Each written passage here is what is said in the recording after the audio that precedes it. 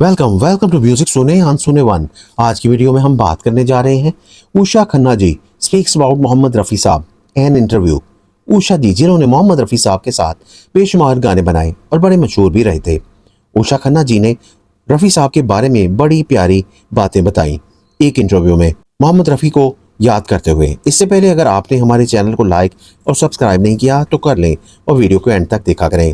आइए इंटरव्यू सुनते हैं। रफ़ी साहब की मुलाकात मेरी बहुत होती थी जब रिकॉर्डिंग होती थी।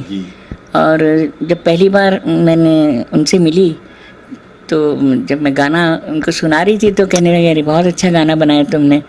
मुझे बुलाया। मैं मतलब उनसे नर्वस हो रही थी, बहुत डर रही थी। उन्हें बोला नहीं इधर मेरे पास बैठो क्योंकि इस समय तुम मास्टर हो, मैं तुम्हारा चेला हूँ। मैंने कहा नहीं रफ़ी साहब। बोले नहीं, क्योंकि तुमने जो गाना बनाया है तुम मुझे अभी सिखाओगी वो मैं गाऊँगा, मैं अपने मन से नहीं गा सकता। क्योंकि वो रफ़ी साहब में यही तो एक सरलता थी कि बहुत सॉफ्ट बोलना और बहुत प्यार से बोलना और सबको प्यार से और इज्जत। आइए वो बातें सुनते हैं। एक्चुअली मेरा सबसे मनपसंद गाना है वो मैंने रखा है मोहब्बत अपने अफसाने का नाम, तुम भी कुछ रख लो अपने दीवाने का नाम। रफ़ी साहब की तो बहुत सी कहानियाँ मगर हम अभी बता नहीं सकते। इतने बड़े आर्टिस्ट थे। मेरा सौभाग्य था कि मुझे उन लोगों के साथ काम करने का मौका मिला। मगर एक बार मेरी रिकॉर्डिंग हो रही थी और रफ़ी साहब और आशा दीदी दोनों गा रहे थे एक साथ माइक पे। क्योंकि आजकल वो ये सिस्टम नहीं है कि सब कलाकार अलग हमारे म्यूजिशियंस हम लोग सब साथ में। हाँ। जैसे 70-80 म्यूजिशियन होते थे हम लोग रिकॉर्डिंग के लिए एक थिएटर में। आशा जी आती थी, रफ़ी साहब आते थे, उससे पहले हम लोग सब तैयार करके रखते थे। उस वक्त में अगर इतना बड़ा गाना हो रहा है और उसके अंदर जरा से भी मिस्टेक होती थी तो मतलब कट हुआ तो फिर पूरा, अगर आप सेकंड तरह में या एंड में ख़त्म ब्रेक होता है तो वह पूरा गाना गाना पड़ता था। और ना दीदी मना करती थी, ना रफ़ी साहब, ना कोई नहीं। अब ये हो गया कि आप ट्रैक ले लीजिए। ट्रैक लेने में क्या हो जाता है कि हमने ज़िंदगी में जो रिकॉर्डिंग की थी वो जागृत, मतलब सब जीवित होते थे। हमारे इधर म्यूजिशियन बैठे उनसे बात करते थे, इधर दीदी आ गए, उधर कोरस होता था, उधर रिकॉर्डिस्ट होता था। अब हो गया कि ट्रैक ले लीजिए। ट्रैक लेने में बहुत ईजी है। आप चलिए आप रिदम वालों को बुला लीजिए। अब सामने एक 2 रिदम वाले आ गए और एक नहीं आया तो कोई बात नहीं, आप इन दोनों से पहले डब कर लिए, वो आके कर देगा। अब अगर कुछ चेंज करना है तो आप चेंज नहीं कर सकते ना, वो बाद में आएगा, ये अभी आएगा, सब मिक्स कर दो। और अभी क्या वो फटाफट करो, फटाफट जल्दी से ट्रैक लो और हमको छोड़ दो, हमें दूसरे टेक में जाना है। वो ये ठीक करके खत को चले जाएंगे। हमारे वाले क्या करते थे, नहीं पहले ये गाना ठीक हो जाए तब तक हम दूसरे टेक में नहीं जा सकते। वो सिस्टम में और इस सिस्टम में ये हो गया कि तब हम लोग, दीदी आती थी, रफ़ी साहब आते थे, गाते थे।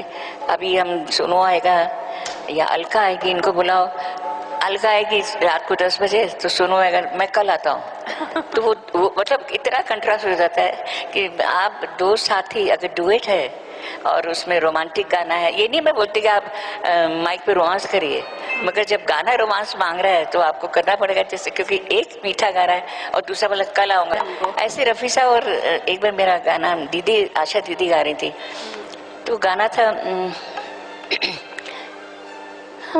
प्यार की कसम है न देखो ऐसे प्यार से, ओ तू मेरा सनम है कहूँगी मैं पुकार के।